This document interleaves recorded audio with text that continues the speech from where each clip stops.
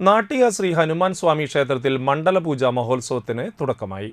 രാവിലെ ഗുരുപൂജാനന്തരം അഷ്ടദ്രവ്യ മഹാഗണപതി ഹോമം, മഹാമൃതിജ്ഞ ഹോമം, മഹാസുദർശന ഹോമം, തൃഷ്ടുപ്പ് ഹോമം, അഘോര ഹോമം, കലശപൂജ, ഹനുമാൻ സ്വാമിക്ക് ദശസഹസ്രനാമാർച്ചന, സുബ്രഹ്മണ്യ പൂജ, ചിന്തുപാട്ട്, ഹനുമാൻ സ്വാമിക്ക് കലശാഭിഷേകം, വൈകിട്ട് ദീപക്കാഴ്ച, രാത്രി അത്താഴപൂജ എന്നിവ നടന്നു.